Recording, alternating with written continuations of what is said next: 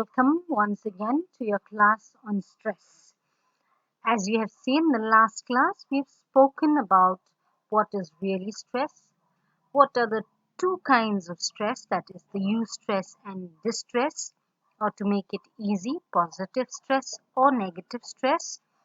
Then we've looked at how it can have an impact on the cognitive level, at the emotional level, at the physical level, and then what are the things that we must do in order to be able to overcome stress. Which one is self-awareness will help us. The next is identifying the signs and symptoms. In today's class, like I told you last week, we will be doing a questionnaire.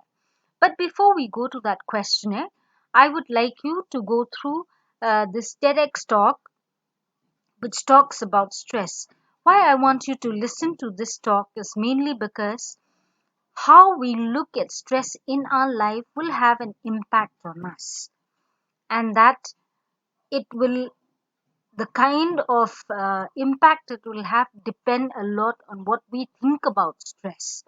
So you listen carefully to this TEDx talk, and then when we finish, we will come back to doing the questionnaire as well.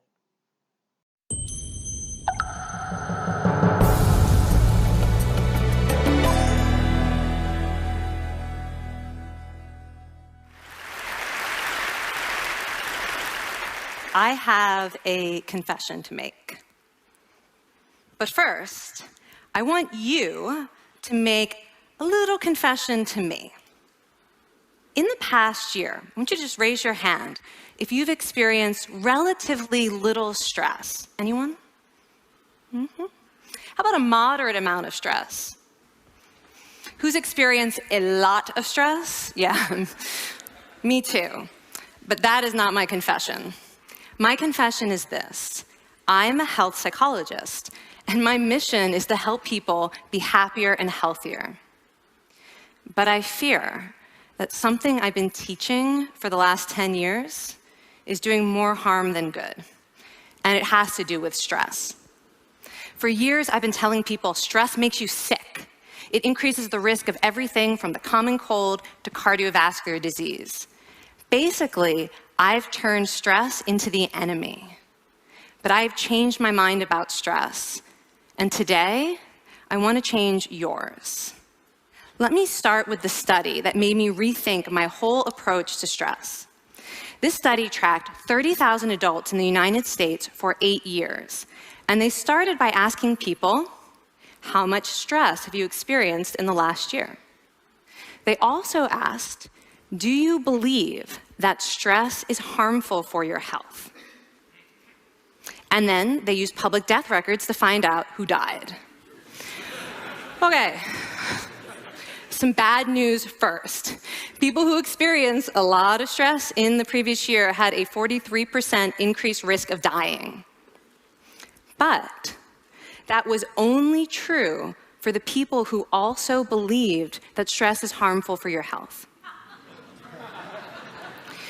People who experienced a lot of stress but did not view stress as harmful were no more likely to die. In fact, they had the lowest risk of dying of anyone in the study, including people who had relatively little stress.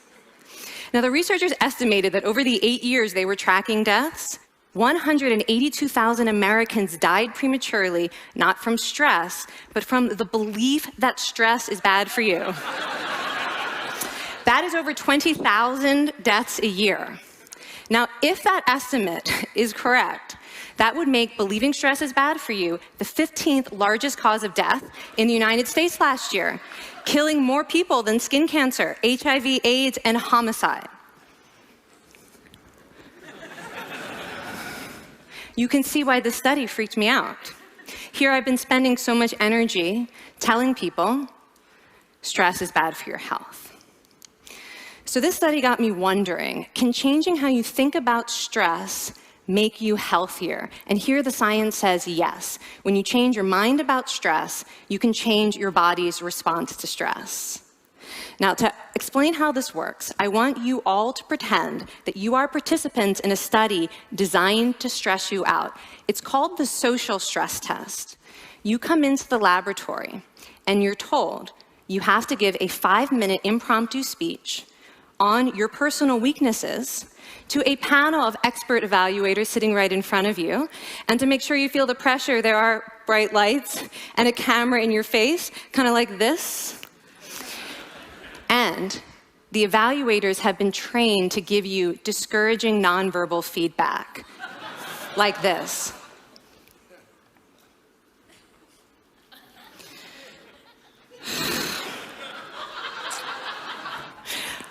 Now that you're sufficiently demoralized, time for part 2, a math test. And unbeknownst to you, the experimenter has been trained to harass you during it. Now, we're going to all do this together. It's going to be fun. For me. Okay. I want you all to count backwards from 996 in increments of 7. You're going to do this out loud as fast as you can, starting with 996. Go. Go faster. Faster, please. You're going too slow. Stop, stop, stop, stop. That guy made a mistake. We're going to have to start all over again. You're not very good at this, are you? Okay, so you get the idea. Now, if you were actually in this study, you'd probably be a little stressed out. Your heart might be pounding, you might be breathing faster, maybe breaking out into a sweat. And normally, we interpret these physical changes as anxiety or signs that we aren't coping very well with the pressure. But what if you viewed them instead as signs that your body was energized, was preparing you to meet this challenge? Now, that is exactly what participants were told in a study conducted at Harvard University. Before they went through the social stress test, they were taught to rethink their stress response as helpful. That pounding heart is preparing you for action. If you're breathing faster, it's no problem. It's getting more oxygen to your brain. And participants who learned to view the stress response as helpful for their performance, well, they were less stressed out, less anxious, more confident. But the most fascinating finding to me was how their physical stress response changed. Now, in a typical stress response, your heart rate goes up and your blood vessels constrict like this. And this is one of the reasons that chronic stress is sometimes associated with cardiovascular disease. It's not really healthy to be in this state all the time. But in the study, when participants viewed their stress response as helpful, their blood vessels stayed relaxed like this. Their heart was still pounding, but this is a much healthier cardiovascular profile. It actually looks a lot like what happens in moments of joy and courage. Over a lifetime of stressful experiences, this one biological change could be the difference between a stress-induced heart attack at age 50 and living well into your 90s. And this is really what the new science of stress reveals, that how you think about stress matters. So my goal as a health psychologist has changed. I no longer want to get rid of your stress. I want to make you better at stress. And we just did a little intervention. If you raised your hand and said you'd had a lot of stress in the last year, we could have saved your life. Because hopefully the next time your heart is pounding from stress, you're going to remember this talk, and you're going to think to yourself, this is my body helping me rise to this challenge. And when you view stress in that way, your body believes you, and your stress response becomes healthier. Now, I said I have over a decade of demonizing stress to redeem myself from. So we are going to do one more intervention. I want to tell you about one of the most underappreciated aspects of the stress response. And the idea is this: stress makes you social. To understand this side of stress, we need to talk about a hormone, oxytocin. And I know oxytocin has already gotten as much hype as a hormone can get. It even has its own cute nickname, the cuddle hormone, because it's released when you hug someone. But this is a very small part of what oxytocin is involved in. Oxytocin is a neurohormone. It fine-tunes your brain's social instincts. It primes you to do things that strengthen close relationships.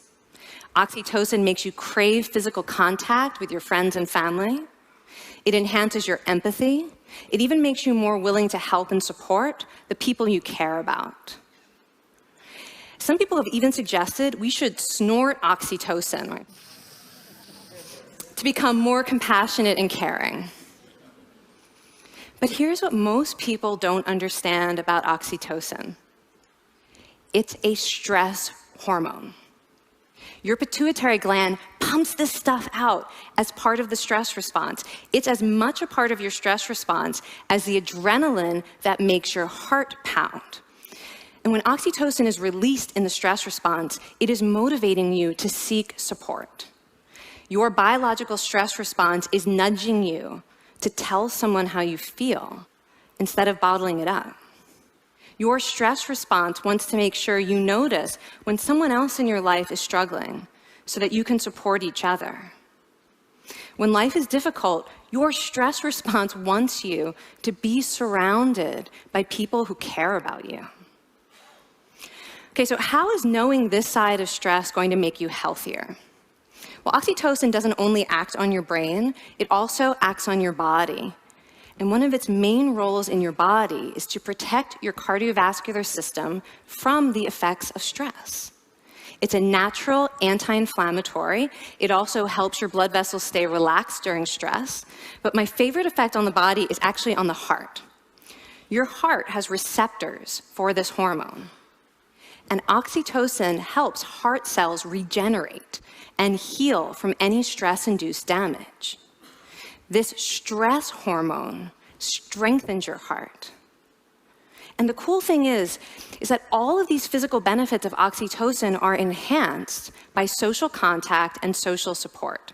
So when you reach out to others under stress, either to seek support or to help someone else, you release more of this hormone, your stress response becomes healthier, and you actually recover faster from stress. I find this amazing that your stress response has a built-in mechanism for stress resilience. And that mechanism is human connection. I want to finish by telling you about one more study. And listen up, because this study could also save a life. This study tracked about 1,000 adults in the United States, and they ranged in age from 34 to 93. And they started the study by asking, how much stress have you experienced in the last year? They also asked, how much time have you spent helping out friends, neighbors, people in your community? And then they used public records for the next 5 years to find out who died. Okay, so the bad news first. For every major stressful life experience, like financial difficulties or family crisis, that increased the risk of dying by 30%. But, and I hope you are expecting a but by now, but that wasn't true for everyone. People who spent time caring for others showed absolutely no stress-related increase in dying, 0. Caring created resilience. And so we see once again that the harmful effects of stress on your health are not inevitable. How you think and how you act can transform your experience of stress. When you choose to view your stress response as helpful, you create the biology of courage. And when you choose to connect with others under stress, you can create resilience. Now, I wouldn't necessarily ask for more stressful experiences in my life, but this science has given me a whole new appreciation for stress. Stress gives us access to our hearts. The compassionate heart that finds joy and meaning in connecting with others. And yes, your pounding physical heart working so hard to give you strength and energy. And when you choose to view stress in this way, you're not just getting better at stress, you're actually making a pretty profound statement. You're saying that you can trust yourself to handle life's challenges. And you're remembering that you don't have to face them alone. Thank you. Thank you.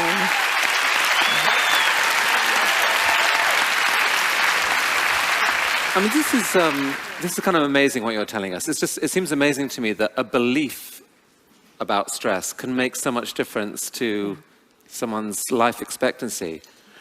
How would that extend to advice? Like if someone's making a lifestyle choice between, say, a stressful job and a non-stressful job, does it matter that which way they go, that it's equally wise to go for the stressful job so long as you believe that you can handle it in some sense? Yeah, and one thing we know for certain is that chasing meaning is better for your health than trying to avoid discomfort. And so I would say that's really the best way to make decisions, is go after what it is that creates meaning in your life, and then trust yourself to handle the stress that follows. Thank you so much, Kelly. Thank you. It's really cool.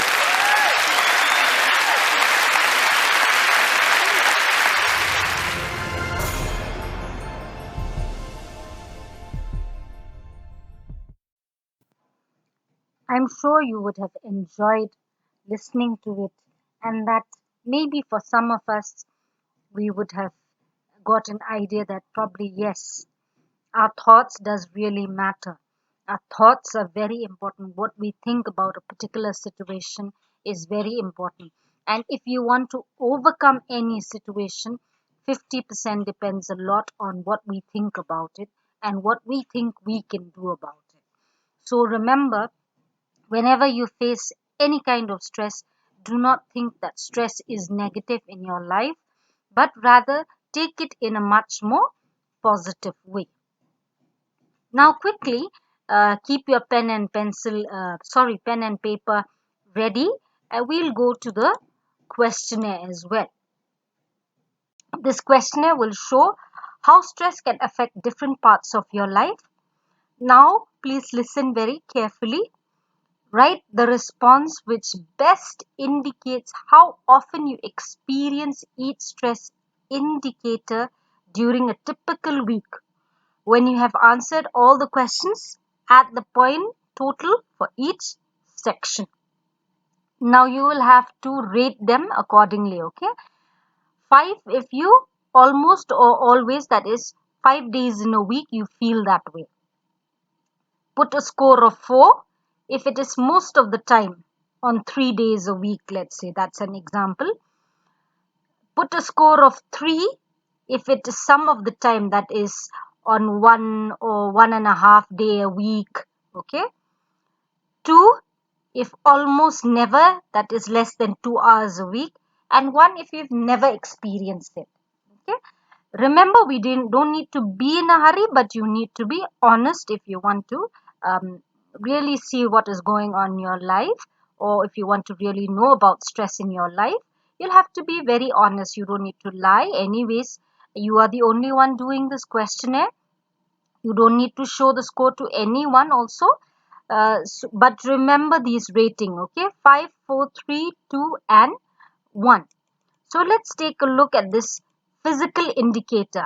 Anyways, for your reference, I've kept on top 5 for almost, that is if you experience it 5 days a week. 4 if you've experienced it 3 days a week. 3 if you've experienced only 1 or 1.5 day in a week. 2 is almost never, that means only for few hours you've experienced it. And 1 if you've never experienced it at all. Okay, remember we are doing this in a week. Okay, think of a time span in a week. So take your pen and pencil. Sorry, I forgot to tell you beforehand. Take your pen and paper and start writing it down. You don't need to write the statements, okay?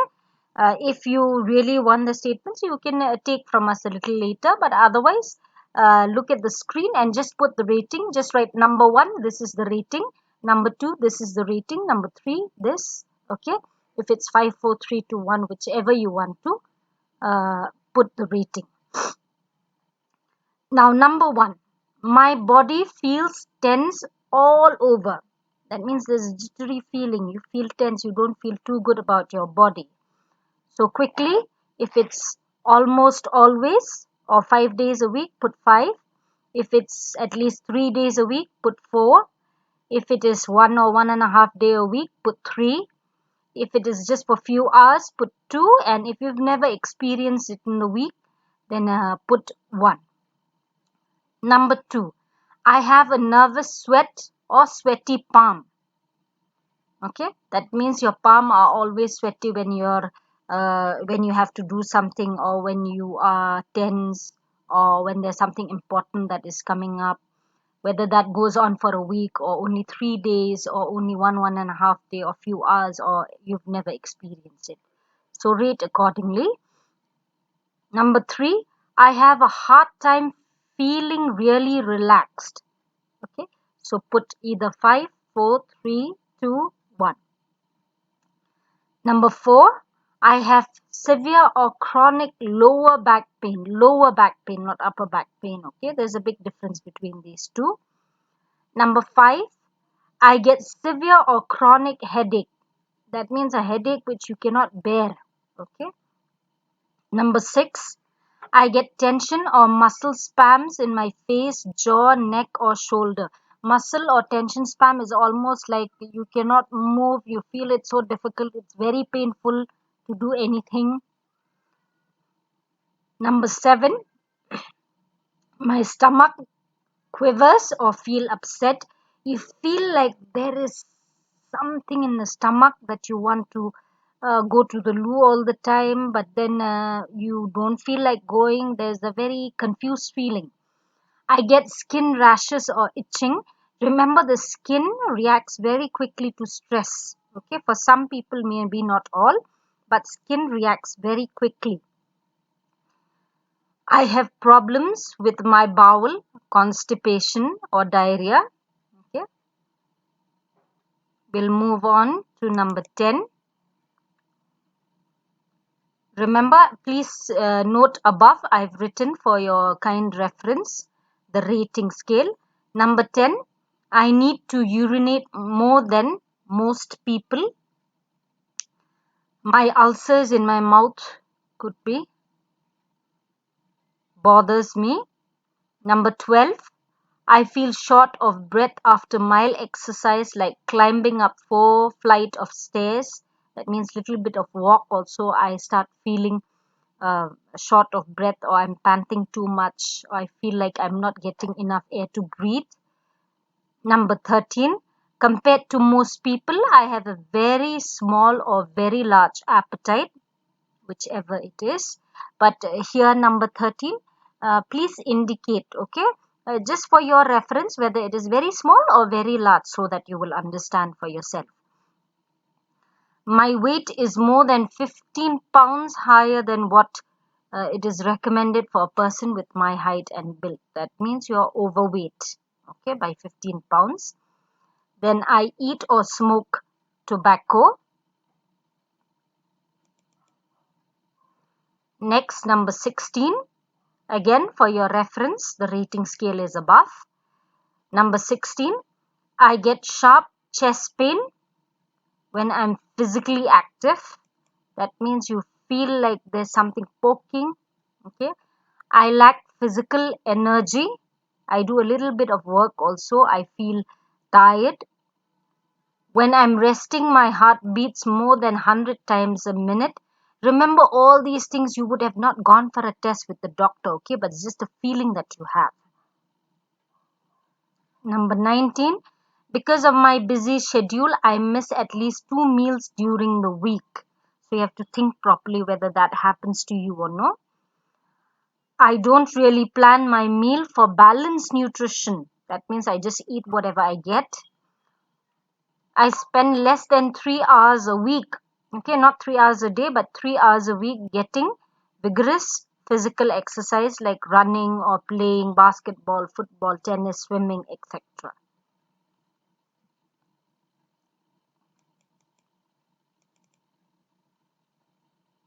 So that is with the physical.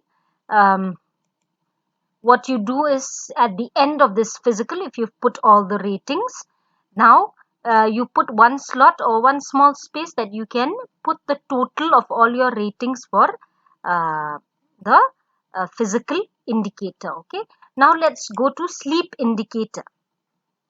Again, the rating is the same. I've kept there on top. I have trouble falling asleep. Put 5, 4, 3 or 2 or 1. I take pills to get to sleep. I have nightmares or repeated bad dreams where you have to wake up in the middle of the night or you feel scared going back to sleep. I wake up at least once in the middle of the night for no apparent reason. Okay. Number 5, no matter how much sleep I get, I awake feeling tired. There are many people who feel this way. Okay. So after this, after rating the sleep indicator, again put down then the score below here. Okay, here sleep indicator point total, put that down as well. Let's go to behavioral indicator. Now the rating again I've kept for your reference on top. I stutter or get tongue tied when I talk to other people. That means you know what you want to say, but when you have to talk or when you have to tell them, you feel you don't feel confident enough or you are unable to bring out words. I try to work while I'm eating lunch. Could be lunch, could be dinner, could be breakfast. I have to work late, indicate whether 5, 4, 3, 2 or 1. I go to work even when I feel sick, or I do my work even when I feel sick. Then I have to bring work home. That means work that has to be done at college or things that needs to be done with others or outside. But still, for me, I still have to bring it home. Then please be very careful the next few questions because some of us we might not want to really say. But remember, this questionnaire can be done privately, so you can be as honest as you can. I drink alcohol or use drugs to relax me. How often do you do that, if you do that at all? I have more than two beers, 8 ounces of wine or 3 ounces of liquor a day. Okay. How often do you do that, if you do it at all? When I drink, I like to get really drunk. That means in plain simple language or modern language nowadays, so you want to get sloshed. I get drunk or high with other drugs more than once a week. When I'm feeling high from alcohol or drugs, I will drive a motor vehicle or go on for a risky behavior as well. Let's move on to the next. Number 11.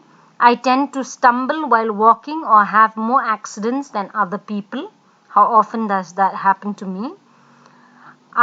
In any given week, I take at least one prescription drug, that means prescribed, okay, by a doctor without the recommendation of a physician, like example amphetamines, barbiturates, all of that. That means these are prescribed drug. Prescribed drug out here would basically mean you can buy it from a pharmacy, but you don't have you are not doctor has not really prescribed it with for you. Number 13, I have problems with my sex life, with my sexual life also could be. Please don't take this in a negative way. Many people, when they see this word, they take it very negatively. It's not negative, very much a part of human nature. Don't get worried. At least once during the week, I will make bets for money. That means either I go on, does not basically mean that you'll have to go and do any kind of betting activities outside, but very small ones as well. After dinner, I spend more time alone or watching TV than I do talking with my families or friends. That means I'm alone most of the time. Number 16, I arrive at work late. Any work, need not necessarily, because most of you are students, I can understand. It is not work as in, go to work, but for any kind of work. At least once during the week, I have a shouting match with a co-worker, supervisor, or could be at home when I'm doing anything. Then here you put down your total as well for behavioral activity. Now the next we will go is emotional. Again, the scoring keys are there. How often would you say, I have found the best way to deal with hassles and problems is to consciously avoid thinking or talking about them. How often do you would say that? Then number 2, I have trouble remembering things. Many of us would go through this. I feel anxious or frightened about problems. I can't really describe them. Overthinking, you worry also. I worry a lot. Number 5, it is important for me not to show my emotions to my family. How often do you do that? It is hard for me to relax at home. Number 6. Number 7, it's best if I don't tell even my closest friend how I'm really feeling. Remember, how often do you say this to yourself? Or how often do you feel this? Number 8, I find it hard to talk when I get excited. Number 9, I feel very angry inside. Number 10, I have temper outburst and I can't control them as well. So put your ratings out there. Number 11, when people criticize me, even in friendly, constructive way, I feel offended. You'll have to really think, okay, because this is in terms of 1 week. I feel extremely sensitive and irritable. Number 13, my emotions change unpredictably and without any apparent reason, without any good reason. I Number 14, I feel like I really can't trust anyone. Number 15, I feel like other people don't understand me. Number 16, I really don't feel good about myself. Number 17, generally I'm not optimistic about my future. When I say optimistic means I don't feel positive. Number 18, I feel very tired and disinterested in life. I don't want to think about it. I get so tired. Number 19, impulsive behavior has caused me problems. Impulsive means without thinking. Number 20, I have felt so bad that I thought of hurting myself, okay, in any ways hurting myself. 21, when I have an important personal problem I can't solve myself, I do not seek for professional help or even help from others. Now, after putting your rating, again put your total score around here. Now, we'll go to personal habits. The ratings are here on top. Okay. Number 1, I spend less than 3 hours working a week or working on a hobby of mine. Number 2, that means if you have a hobby at all. Number 2, I spend less than 1 hour a week writing personal letters, writing a diary or writing creatively. Number 3, I spend less than 30 minutes a week talking casually with my neighbors. Number 4, I lack time to read the daily newspaper.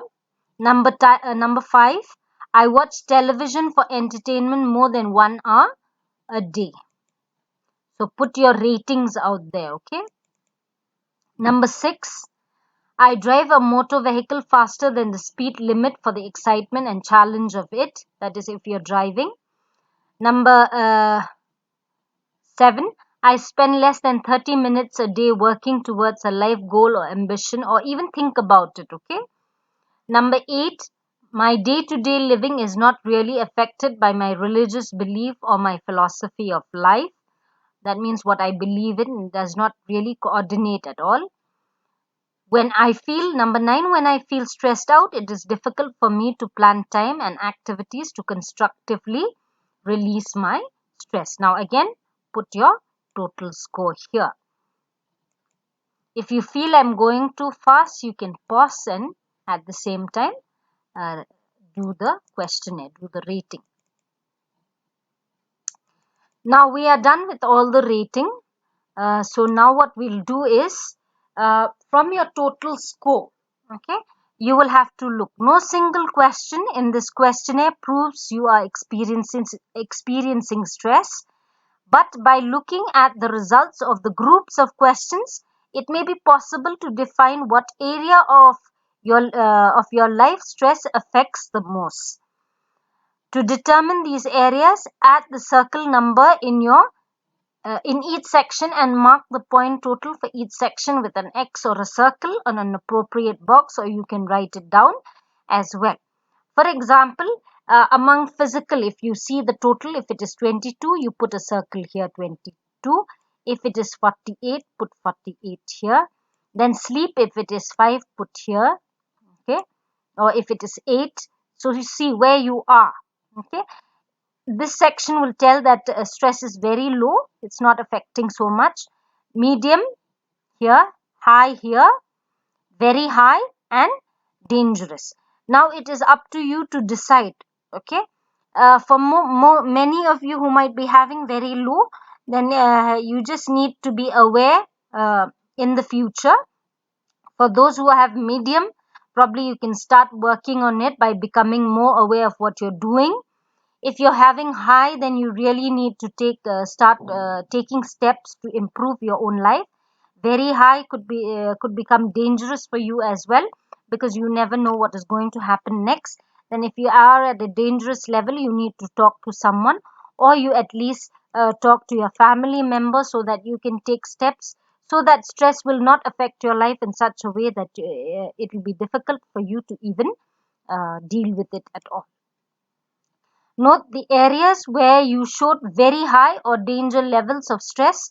These are problem areas you should focus on when you develop your personal stress management plan. Then if you have no point totals in the very high or dangerous zone, well, very good. Congratulations, you are doing a very good job of managing your stress. In your personal stress management plan, always focus on building stress resources or stress prevention through aerobics, exercise, nutrition, sleep, all of that. Early warning signs on the lines below. Write the 3 signs which occur earliest and most regularly when you're under stress, so that you'll know which are your indicators. You may want to look back at your questionnaire to get an idea of what is your early warning sign, and these signs give advance notice of being stressed and allow you to identify what causes you stress and take action before any serious problem. So take a look again at this questionnaire, okay? Find out what are your indicators. Find out what will really tell me that, okay, now is the time that I need to take some action. Okay, I am under stress right now. I need to think about it. I need to do something about it. So questionnaires, basically, that is what they will do to you. They'll help you to identify, to be a little bit more specific.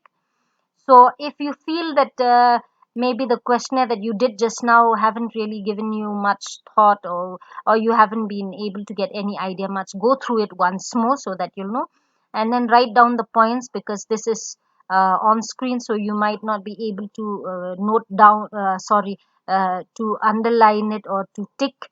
So you note down those points which actually gives which will tell you that they are your indicators that you are under stress, and all of that. And remember, like I said in the beginning, stress can be good, can be bad as well, or rather, stress can be positive and negative depending on how you take it. All of us, we go through stress. Stress is also equally important in our life, and that it brings out the best that is there in us. So please don't say that little bit of stress also will be dangerous, but little bit of stress will help us to function to our best ability also. But you need to know how to handle your own stress, and what might be stressful for others may not be stressful for me, and what might be stressful for me may not be stressful for others as well. So different people react in different ways as well. So I hope you've been able to gain something from this class today. And with that, we will take a leave from the class today. Thank you and have a blessed day. And to end this class and to make it de-stressing, I hope you have a nice time and enjoy your dance. This is called this is a action song, so you can follow the action as well. Enjoy your day and dance well as well.